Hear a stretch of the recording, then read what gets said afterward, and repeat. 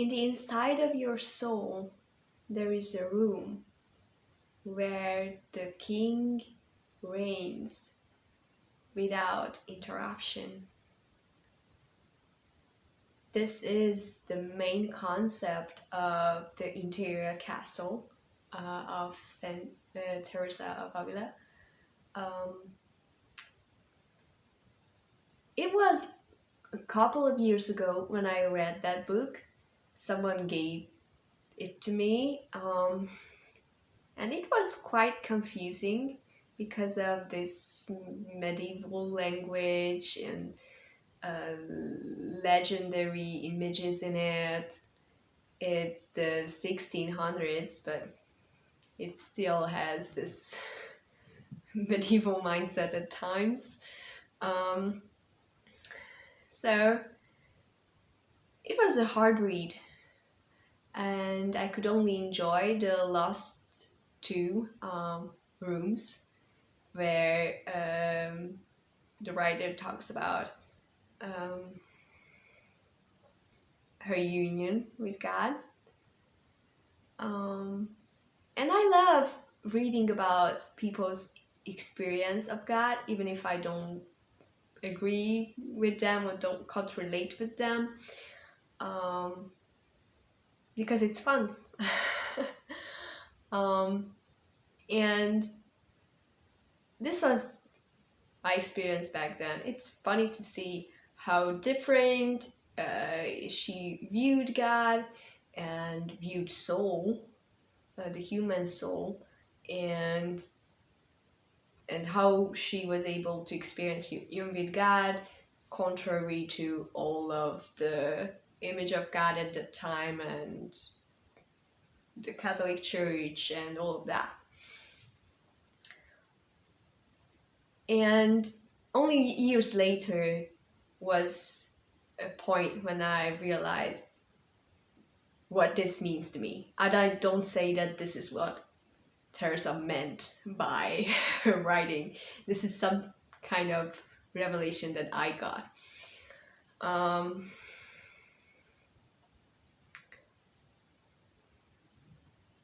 Jesus says, when you pray, go into your inner room and shut the door. And it can be meant locally. Like, it's great that you have a prayer closet or something, but I think it's about the inside. Like, go into the innermost chamber of your soul, because you will always find God there. Saint Teresa puts it this way: you have different chambers of your soul, and the last one is the holiest one, where God dwells, and all the other chambers are preparations for that room. And in the first room, you are the farthest away from God, and slowly you are getting closer. Slowly you are fighting off your demons and all of those creatures. She's very picturesque about it. Like a lot of crazy language about all those worms and demons and all that. So yeah, you are getting closer to God as you are going through the rooms from the first to the seventh, and in the seventh one there is only God reigning in you.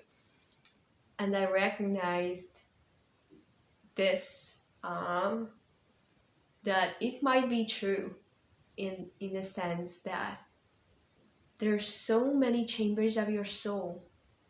One of them is still struggling with that, the other one is struggling with thoughts, the third one is still analyzing the meaningless conversation from the early 2000s, and the fourth one is about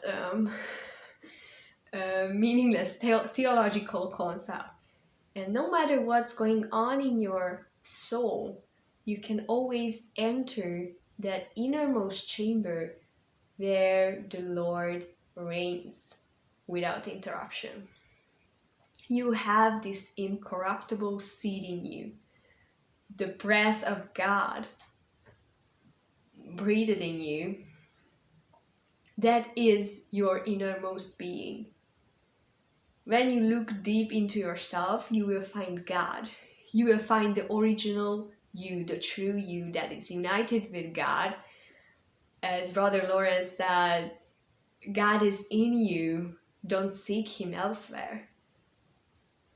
So there is this seventh room where God reigns with you and as you at the center of your soul, and you can reach this place anytime. This is always available for you. This place is in everyone. Most people don't know it, don't recognize it, don't see it, don't dare to believe it, ignore it, whatever, but it is in everyone's being. In the depth of everyone's being, you can find that place of union with God. And many times we have this concept that, oh, we should be with God forever, even on the earth. As Paul said, pray without ceasing. And of course, it's not about blah, blah, blah all the time. Obviously, it's about practicing the presence, but we can't even do that, like practicing the presence all the time, because there are issues coming up and your thoughts are wandering off in solving problems, and sometimes even in anxiety or just simple basic everyday thoughts. So you are not always fully aware of God within. And I somehow had this concept that if I ever get there, I can't wait to be there when I can always practice the presence of God. And there was something of like delay, like, oh, it will happen one day.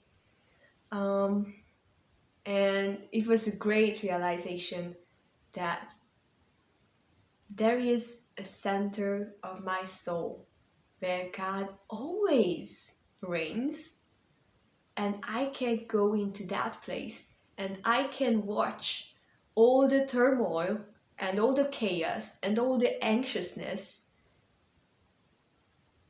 from that place.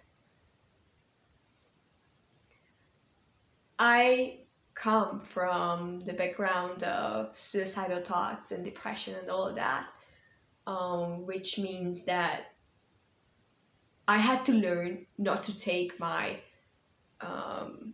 thoughts too seriously. Like, this is not completely me. I am not pain and suicide. This is the things that are taking place in me. So that I had to learn to take a step backwards and not to 100% identify with what's going on with me, and recognize that they are feelings and thoughts and they are not me. And later I recognized that God was slowly trying to make me understand that this is true of all the other thoughts that are socially much more acceptable than suicidal thoughts. Like, they are just as useless in the eternal perspective, and I can start to not identify with them as well. So most of the soul issues, like memories, thoughts, feelings, analyzing all of that, they are junk. Like, you don't need most of it. And you definitely don't need to identify with them like 100%. Like, oh, this is me, my latest theological concept is me. Or my latest pain is me. Both of those ideas are definitely wrong. So when you take a step backwards, you can sense that those things lose power. Like the full empowerment is when you say, this is me. There's no difference between pain and me, and my thoughts and me. And then you step a little bit backwards and you're like, oh, this is not me. This has got something going on in me. And then you step a little bit more backwards. I'm talking about this a lot in the Way Out series. And then you say that this is just a phase I'm going through. This won't last. This is actually a meaningless little section of my existence. This is actually not really true. You can come to that conclusion. But God is very compassionate. He's not coming up to us saying, your problem is not real at all. Just shut up and enjoy life. He's kind and says, oh, you can worry all you want. Just do it with me, okay? Yeah, this problem is very important. Let's analyze it together. And when you look at the problem with God, it starts to get a little bit less important. And there comes the time when you no longer care what is going on in the other rooms of your soul, because you are enjoying your time in the innermost chamber so much that you don't even care that you have any other sections of your soul. So yeah, you can be in the second room suffering all the trauma you have ever had and thinking through all the good or bad memories in the fourth room or whatever. But if you are tired of that, you can withdraw into the innermost room. And if you still feel like looking at the happenings of the other rooms, you can do that from the throne. You are seated with God in heavenly places. You can reign with God in the seventh chamber and look at all the domain of your soul.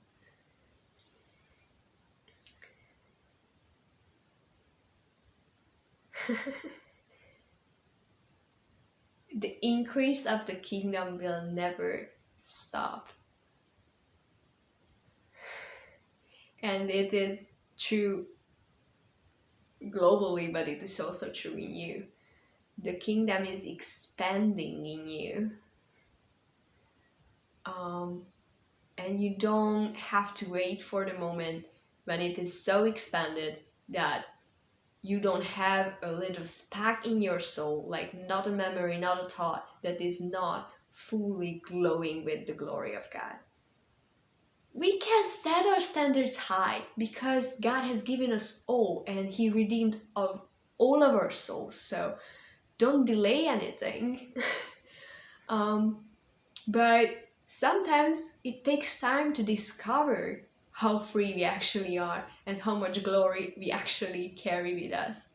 So there is a process, but you can even trick that process by not identifying with the process, but identifying with the God reigning in you and as you in the innermost chamber of your soul.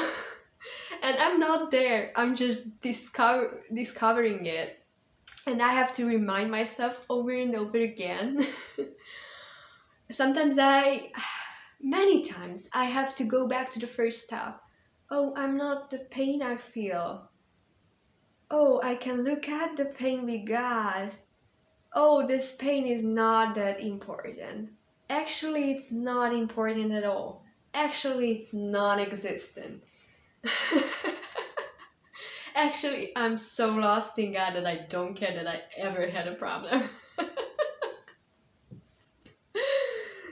And sometimes I have to go through this process like quite repetitively, because I forget it, because I'm just a beginner in this practicing the presence of God thing. So the good news is that you don't have to wait for your soul to be completely aligned with the kingdom in every aspect for you to constantly enjoy God. So many times I still have a terrible set of feelings. I'm not the most stable person emotionally, so I can be a mess. I'm a little bit worse than the stereotypical girl. Like, I'm all over the place sometimes in my head. And I really needed to remind myself that this is just some of the meaningless chambers happenings. And you can go to the place of union and look at things from that place. Yeah. There's such a freedom in that. Like, I have so much mass in me. Like, if someone says, like, you need to clean that up so that you can experience God, I'm lost. Like, don't even talk to me. Like, there is no hope for me.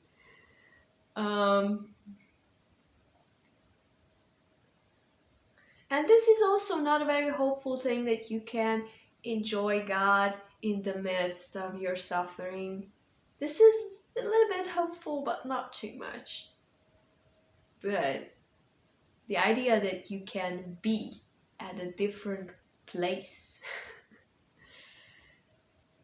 while some parts of your being is going through healing or going through some bad experience, this is more hopeful. Like, I can go into the innermost place and shut the door and let God heal me in the meantime.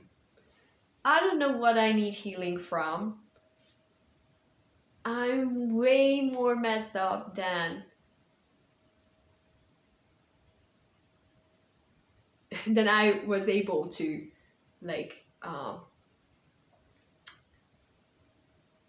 put myself through a healing journey and analyze what I need healing for. I don't know what I need healing for. I just wake up feeling terrible for no reason at times. And yes, the only thing that helps me that, oh, this is just not me. And let's just go in and, oh, there is God actually. This is the true me. This mess on this other side of my mind is not the true me. So I let God deal with that mess while I'm just resting in Him. So many times when I feel terrible, I just climb up to God's lap and I'm like, you know what's going on the other side of your territory? You know, this whole soul is yours. So in the other room there is some bad things going on, and I don't want to deal with that. So I'm here with you. Please solve this for me. So if you're still interested in your problems, you can view them by sitting on God's lap. You can observe them. You can watch the whole process, how God is wiping away all the pains and healing you from all the issues you have never been able to heal yourself. And sometimes you no longer feel like looking at the happenings of the other chambers because you're so lost in Him. And there's a point when you don't care that you have any other places of your soul than this one, this innermost one. And there comes a state of mind when only this exists, because this is only the true place. And all the other ones, they are not present, they are not real anymore. And even if they are already lit with the glory of God just as much as this innermost chamber. I don't know, I'm not there. I do experience it at times, but it's not about like levels and climbing up. Like, it's not like slowly in your life you progress from the first chamber to the seventh chamber. That's how people usually interpret it. This is something that you can go through within a minute while sitting on your couch, like struggling with the demons of your thoughts in the first chamber, and then recognizing that you can actually go into the seventh, and there you are. So it's not about like the slow process of your life. These are different realities that exist on the top of each other and that you can choose from. Yeah, so choose number 7. It's a good room.